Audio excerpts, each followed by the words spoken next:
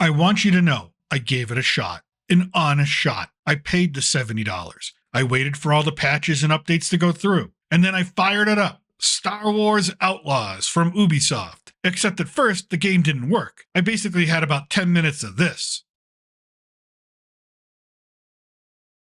I had to delete and then reinstall the damn thing, and then I could start the game. I had a lot of hope when I hit the start button. After all, I love Star Wars, and this is a Star Wars game. I'm not an Ubisoft apologist, but I have enjoyed Skull and Bones, one of their more recent offerings earlier this year, so I thought maybe this game too would be as enjoyable. But unfortunately, I would be disappointed. Yes, I know, even before the game came out, it was controversial. The character design of our main protagonist looked terrible in the trailers. I believe the term ma'am solo was used to describe her, and it's not wrong. But I put that aside because I figured if the game is good, it does not matter how she looks, right? But the game is not good. After about 2 hours, I posted on X that it was maybe a 5 out of 10, and maybe I was being generous back then. It was a game that I continued to play through all weekend, hoping that it would offer something better, something more, but it did not. And now I understand why my rating of a 5 out of 10 was a little on the high side. Star Wars Outlaws is basically one of the most boring games I've played in a long time. It is also one of the more frustrating games I've played. What do I mean by that? Well, great writing counts. And the narrative of this game is something I never got hooked into. Nothing in the storyline made me care about Kay Vess. It's a boring story, and she's a boring character. And if you ask me now what the main storyline of the game is, after playing it for hours, I still couldn't give you a solid synopsis. It's all over the place. But how does it look? The graphics, they look very 2015, basically animated mannequins. I mean, really, this is Star Wars, Ubisoft, Lucasfilm, Disney. If anything, you expect from these companies the best graphics a game could give you in 2024. But they're just average, at best. And for a game at this price tag, average just is not good enough.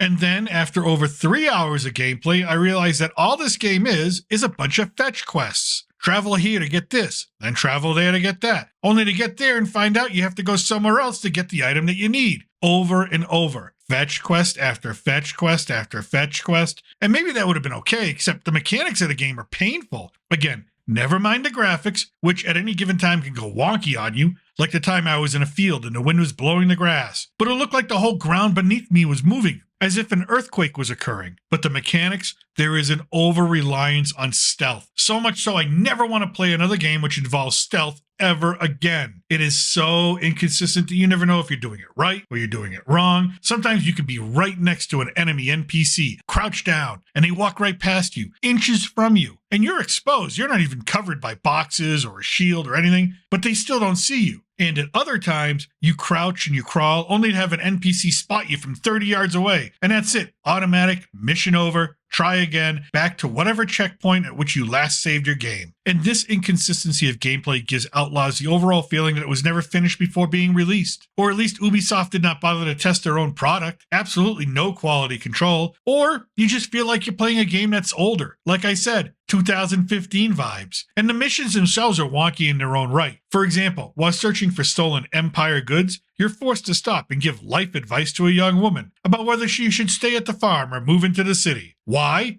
I don't know. After that, they all just disappear. What was the point of that? What was the reason for this? To mimic Luke Skywalker and Uncle Owen just in female form? I mean, I really wish I knew. And there's so much just wandering around, without direction, without knowing exactly what you're looking for. There are missions I just refuse to continue, refuse to finish, or try to finish because there's so much ambiguity to them, or you never actually know where you're supposed to go or what you're supposed to do. It's aimless. You are aimlessly wandering the countryside. And if you do get tired of the fetch quests, that's okay. There are jump quests. A significant portion of the game is jump to a ledge, climb a ladder, descend a wall, climb a rock, but only the rocks we say you can, use your grappling hook, swing across, land on your feet. So we get fetch quests along with jumping and climbing. And oh, I can't forget the whole lock-picking and computer hacking minigames. For the love of God, whoever came up with these has got to be a miserable person, because only a miserable person would try to foist these minigames on another human being. Especially the lock-picking. Every time you have to use your data spike to get through a locked door, it's like a psychological exam designed to measure just how frustrated you can get with life. Simply torturous. And all the while, you're never sure what your goal is, what the major end goal of the entire game is. You never really know. You never really understand what you're working towards, except getting in good with the outlaw factions, the Hutts, the Pikes, Crimson Dawn, etc., because the game is so inconsistent with its narrative. And sure, it's open world, the first open world Star Wars game, but that goes south real quick. At first you get a little speeder bike to tool around on, but talk about sensitivity. If you breathe on your controller the wrong way, you end up making a U-turn or dropping off a cliff. And again here, game logic and consistency, you can fall off a cliff and die, but ride it into a large 2-ton animal and you just bounce off them. No harm, no foul. But even if it's fun for you to ride that bike all over whatever planet you're on, it does not matter because the functionality of the maps and the tracking system for your fetch quest is not intuitive and it doesn't work most of the time. I spend so much time just going into my journal, selecting a mission, choosing to track that mission, only to have it not track it properly on my map or not track it at all. I spent as much time trying to figure out the map functions and journal functions as I did playing the actual game. Nothing about how this game is to be played made much sense. Then there's the grind. Yep, you gotta grind for materials. I get that there has to be some of that, but dear God, there's so much stuff to pick up. But don't worry, you have Nix,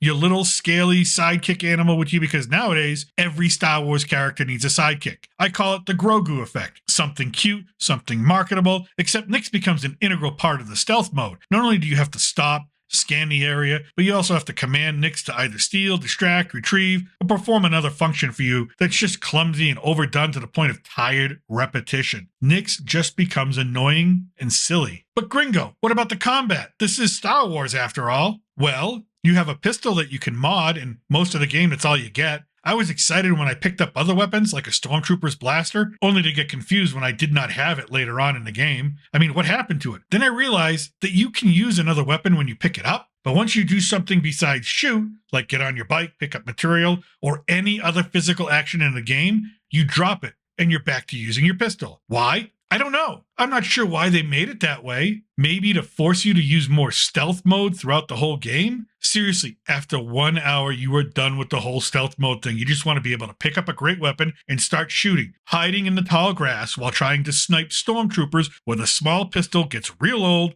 real quick. Look, I always tell my viewers that I'm not a professional gamer. I'm a casual gamer. I'm an old man gamer. And I'm not the greatest gamer either. But that's my point. If you create a game that is frustrating for the average gamer, like myself, then you've done something horribly wrong. In the end, after a weekend of play, I came to 3 conclusions about Star Wars Outlaws. 1, I wish I'd never spent my money on it. $70 down the drain, I'll never get it back, can't even get a refund. 2, it is one of the most disappointing games I've played all year. And I've played Concord, and I've played Suicide Squad, so I've played some doozies. And to have this one up there with it, that says something. And 3, after quitting the game Sunday night, I will most likely never go back to it again, even to just finish it. I just don't care to waste my time on something so unentertaining and so frustratingly unfinished. And I think that's going to be the legacy of Star Wars Outlaws. It's a game that once people put it down, they'll probably never go back to it ever again. And that's what I think. Let me know what you think in the comment section below. Have you played Star Wars Outlaws? Do you plan to? And if you have played it, what did you think? And if you want more video game reviews and live streams, check out our playlist by clicking on the link in the description. As well, if you like this video, we would appreciate it if you like, subscribe, comment, and share it out with your friends. It really helps us out each week. I thank you for listening. Until next time, remember, I'm still your reluctant gringo, and from south of the border, salud and al huevo.